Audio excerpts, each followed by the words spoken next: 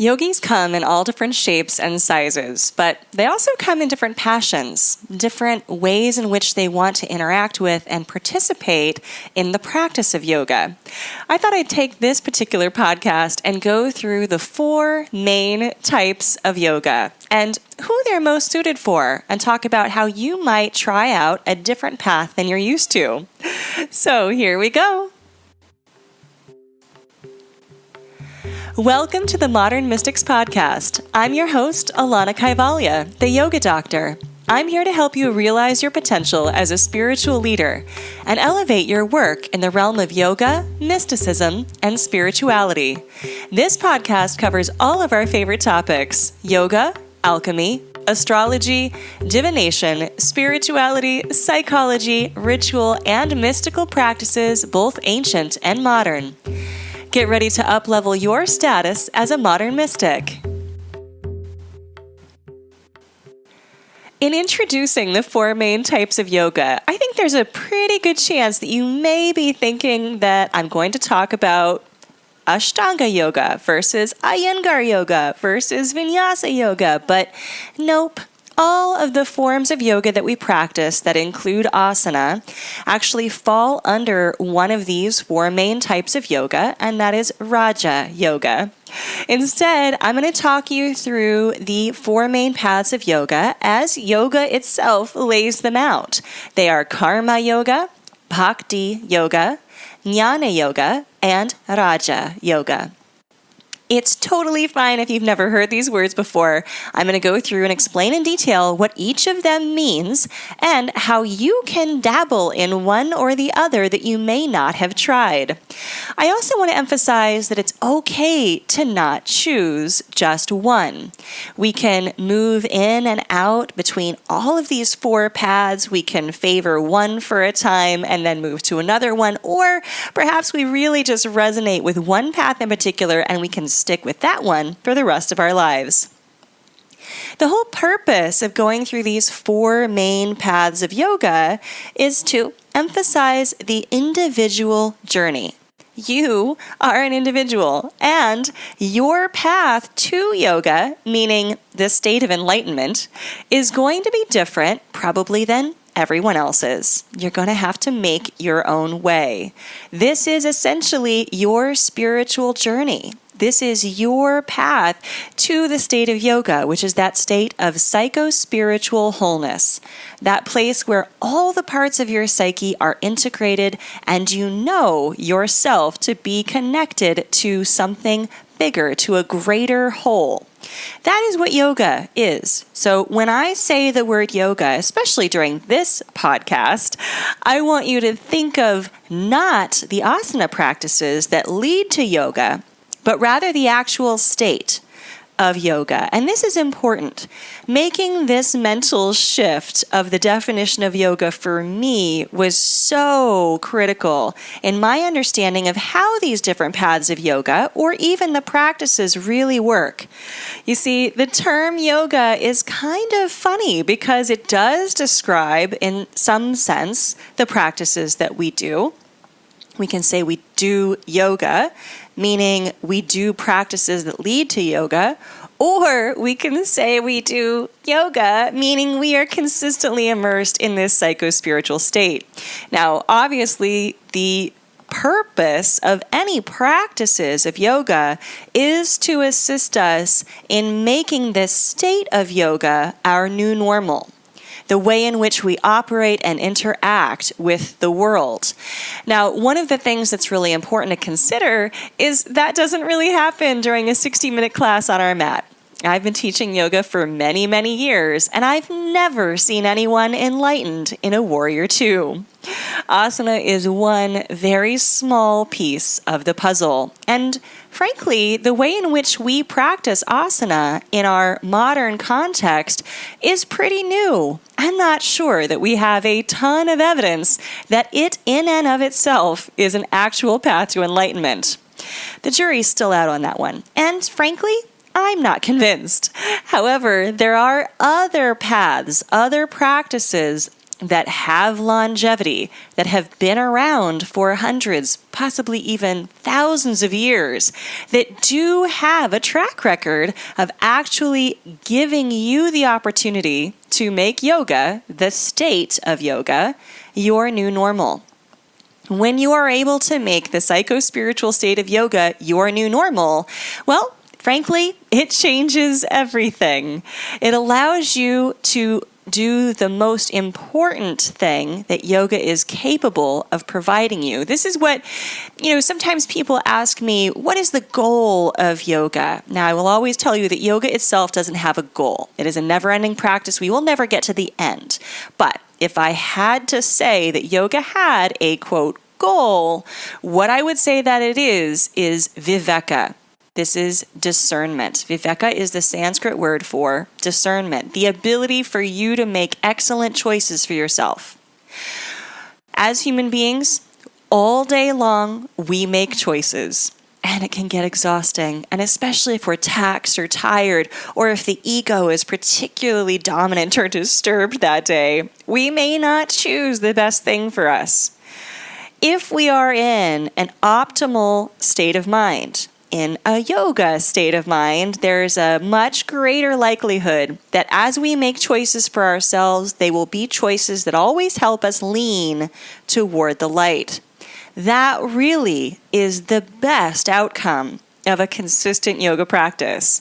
So I thought it would be helpful to give you several different opportunities or options or even ways of thinking about your practice, especially if you tend to think of your, quote, yoga practice as that 60 or 90-minute window that you spend on your mat. As spiritual leaders, as spiritual practitioners, we don't want to relegate our yoga practice only to these fixed times. It is actually going to be better for us overall if we can pull our yoga, that state of yoga, into all the parts and elements of our life, meaning that yoga becomes who you are as an individual. Yoga becomes not just a daily practice for a short amount of time, but actually a lifestyle. Okay, so let's talk about these 4 different paths. Let's begin with karma yoga. Karma yoga is the path of action. The term karma quite literally translates as action. And it's really great for people who are active or always looking for something to do. Let's say the busybodies of the world. And that might include you. Or you might find yourself in times in your life where you feel really active and wanting to do something. If you're practicing karma yoga, then essentially everything you do is an act of service. You do things without thinking of the consequences or the reward of your action. So this essentially makes every action that you do an act of devotion or spiritual practice. Now let me explain this a little bit further because there might be some things that are unknown in this particular type of yoga. So first I want to go through really what karma is. Karma in the West has often been misunderstood because it often feels as if karma comes with a judgment. Oh, they have bad karma. Or, oh, they deserve it. They must have bad karma. There is no such thing as good or bad karma. There is only what you do with what you are given. This is why the exact same event for 2 different people can have 2 very different outcomes.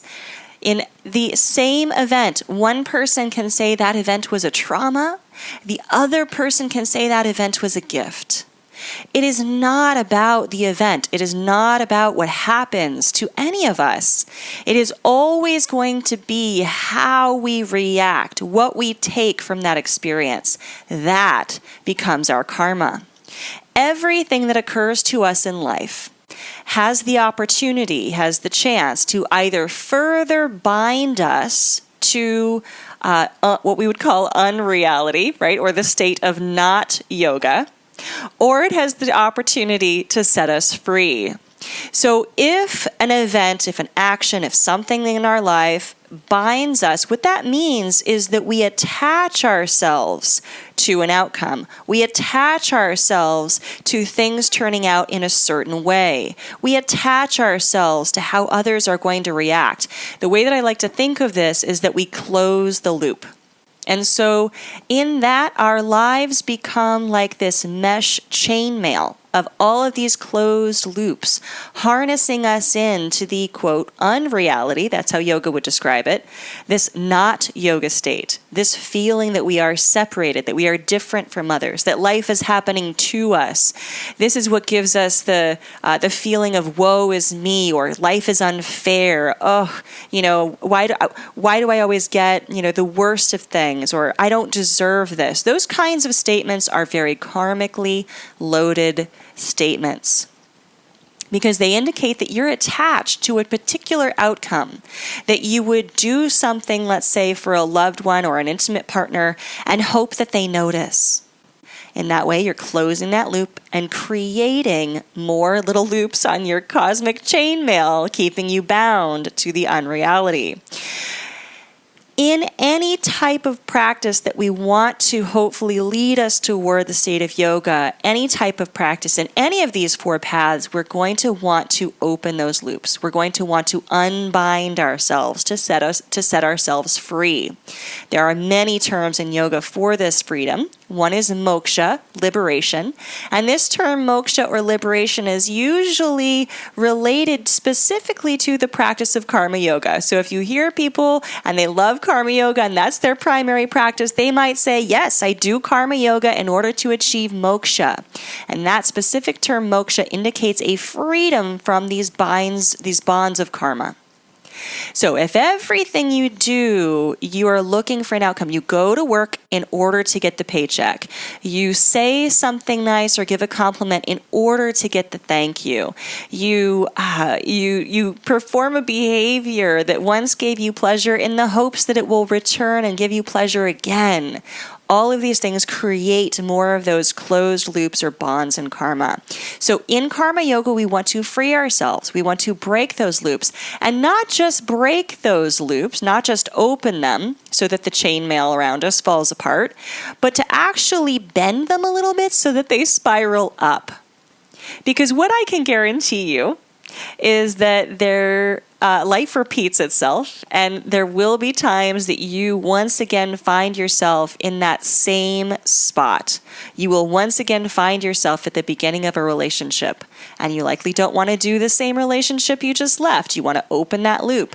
But in order to do that, you have to spiral it up. You have to elevate your level of thinking. And the easiest way to elevate your level of thinking is through the practice of karma yoga, meaning literally using karma or action to achieve a state of yoga. That's how that term would break down. You're using action in order to liberate, so that when you perform an action, you do it in this way that does not close the loop. You act simply for the sake of acting, without any desire or hope of an outcome. Whatever outcome appears or occurs, awesome. You will receive it with joy, or just simply receive it without any kind of attachment to it. And then life will simply unfold. This helps us to release expectations. My favorite definition of expectations is premeditated disappointments. If we simply act, if we simply do everything throughout our day in this sense of selflessness and freedom, with the intention not just to keep these loops open but spiral them up, we are performing karma yoga. We are using our actions in order to liberate ourselves. And then truly everything that we do in life becomes a yoga practice. Our entire life becomes our offering. It's beautiful. It means that we never have to leave our practices of yoga behind. Every little action can be an action that sets us free. Our next path or type of yoga is Bhakti yoga. Bhakti means devotion. And when I said earlier in the podcast that changing my perspective on that term yoga from meaning a practice to actually meaning the psychospiritual state, it was in terms of bhakti yoga. I was studying Bhakti Yoga. I was trying to get more into it. I love the primary practices of Bhakti Yoga, which are chanting and mantra. I really just get into it. I'm a musician, and so this was something I wanted to learn more about and study a little bit further. But I was a little confused about how to do it.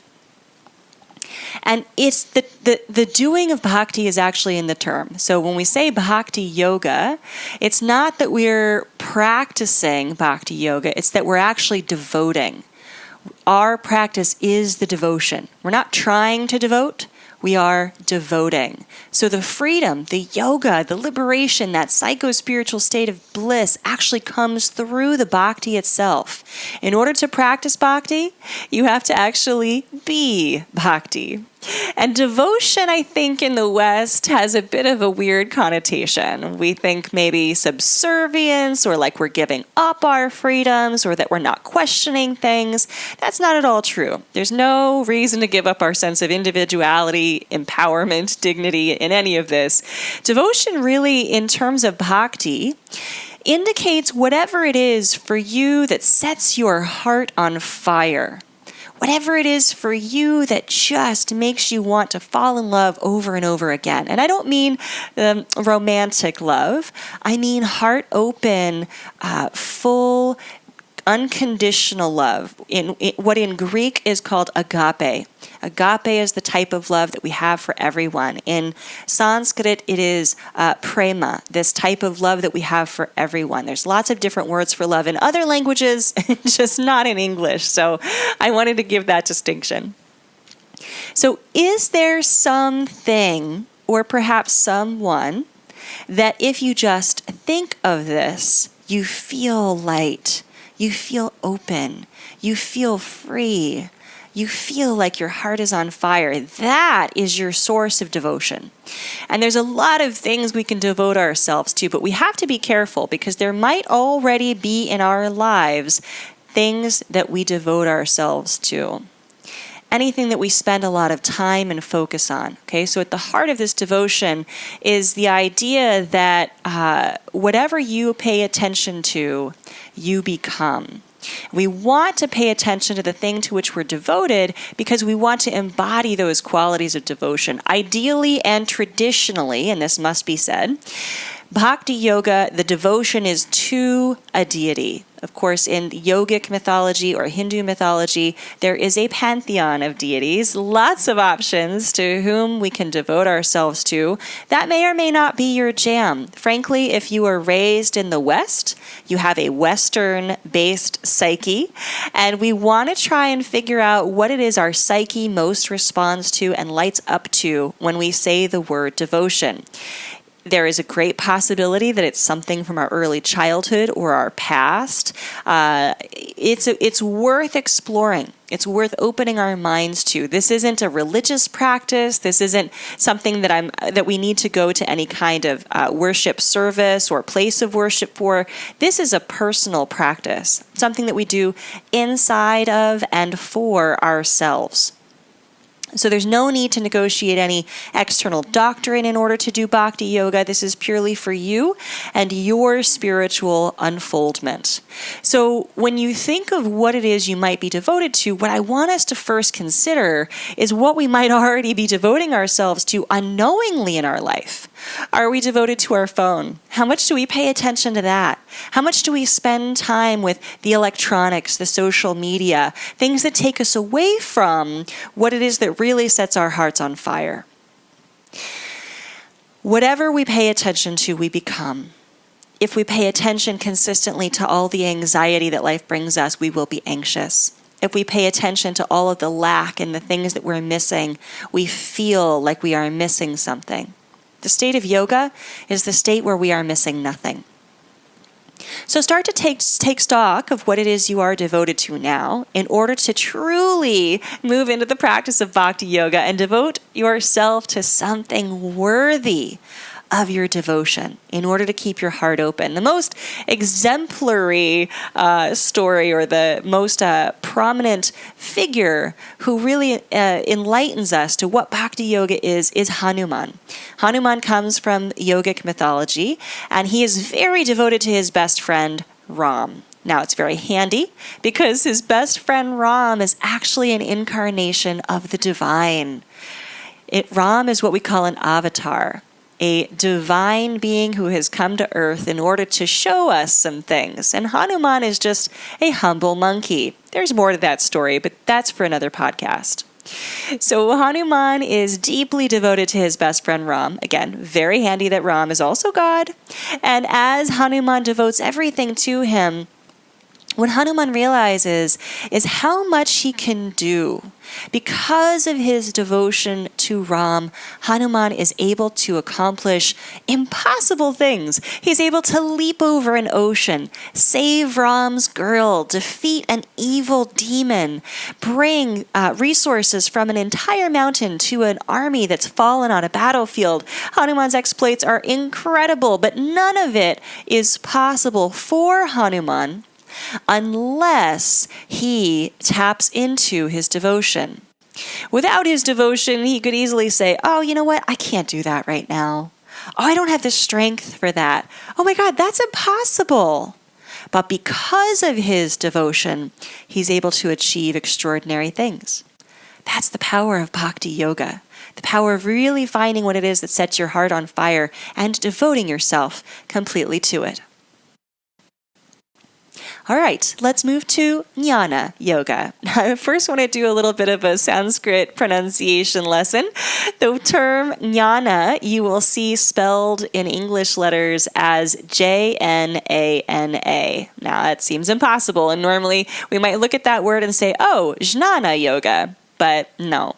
When we approximate Sanskrit letters with English letters, there are codes for how to do it. And when we see the letters J-N next to each other, that is an indication of a specific Sanskrit letter that is made by tapping the back of the tongue to the roof of the mouth in the same manner in which we say the word going. That ending of the word going, the ing part, the way that your tongue presses to the roof of your mouth at the back at the end of going, is that Sanskrit letter. So we say the word J-N-A-N-A as Jnana. And you can practice this by saying going Yana and then cutting off the first part of the word going Yana to Jnana. That's Jnana Yoga. The word Jnana quite literally means know thyself. And not just you as an ego being, not just you as your personality or your tendencies, your habits, but truly you who you are at your core, your innermost self. That's the term Jnana. To know thyself, to look within. The term jnana is a Sanskrit word. It's quite old, and it eventually morphs and evolves into words like Zen. So this concept of knowing thyself is pervasive, it's all-encompassing, and it's truly asking us to understand who we are at our core. Jnana Yoga is very important and doable for those who love intellectual pursuits. So for those of us who like to think a lot or spend a lot of time in our heads, then Jnana Yoga is an excellent way to go, an excellent practice.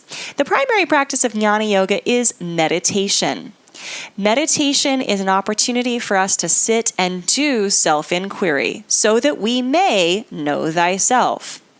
As we sit in meditation, if we are practicing Jnana Yoga, then we ask ourselves one primary question, which is, who am I? I know that seems like a simple question, and I know that we have many answers for it. We can say, I am Alana, or I am a yogi, or I am a spiritual leader.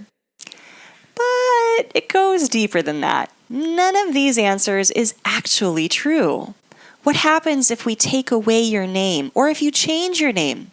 Are you still you? What happens if you change careers or decide to give up yoga altogether? Are you still you? What happens if you leave your current relationship? If you move to a different state or country? If you change the way that you express yourself? What happens if you change your gender identity? Or you try something different completely than what you were, yesterday? Are you still you? What happens if your body breaks down? What happens if what you attach yourself to as the description of yourself is taken away? Are you still you? And the answer, of course, according to Jnana Yoga, is yes.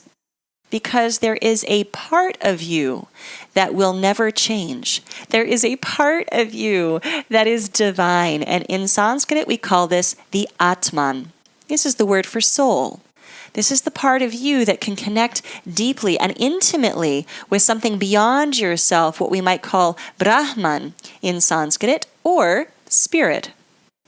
When the soul connects to spirit, when the deep part of our psyche connects to the cosmic part of our psyche, when our ego consciousness subsides a little bit and relaxes of all of the ways in which it describes the self, we then find out who we really are.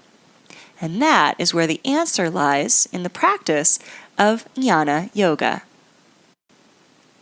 Now, the final of the 4 paths is Raja Yoga, R-A-J-A. You can pronounce it Raja. It's more of an American or Ameriscrit way of pronouncing it as opposed to the Sanskrit way of pronouncing it, which would be Raja Yoga. But Raja Yoga is the most popular, or at least the most well-known to our Western yoga audiences. Raja Yoga is really the path of Patanjali. It's what we find outlined in the Yoga Sutra.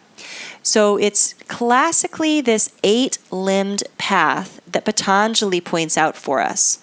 The 8 limbs, of course, being yama, niyama, asana, pranayama, pratyahara, dharana, dhyana, and samadhi. Now, there is a misconception that these 8 limbs are meant to be done in order, that you must do or practice the yamas first. There are 5 of them. These are the ways in which we behave externally outside of us. Then in order to move to the niyamas, which are how we treat ourselves or work with our own self. And then finally moving to asana, which is the physical practice. Now, anybody who practices yoga in the West probably knows that doing them in order is not necessarily true because most of us began with asana. So are we suddenly doing it all wrong? No, we are not. The 8-limbed path is not sequential, and it's not hierarchical. There is no one limb that is more important than any other. And you do not have to do one limb or tick the box of one limb, for example, to go to the next one. They don't work like that. It is simply 8 various steps that may be very helpful for us to create the space that yoga is our new normal. We may find an affinity to one particular step of this path. But really, Patanjali presents all 8 in order for us to take on all 8 as a practice. We may like to do one more than the other, but what I want to not get into the trap of is doing asana to the exclusion of all of the other limbs. Asana, as explained earlier, is not necessarily a path to enlightenment, and the way that we practice it these days, well, it's very new. And remember, I've never seen anybody enlightened in a Warrior 2. When Patanjali wrote about asana 2,000 years ago in the Yoga Sutra, in his path of Raja Yoga, there was no such thing as Warrior 3. There was no such thing as Tadasana, Uttanasana, or even Adho Mukha Svanasana, downward dog. The only asana in Patanjali's day that he wrote about was seated meditation.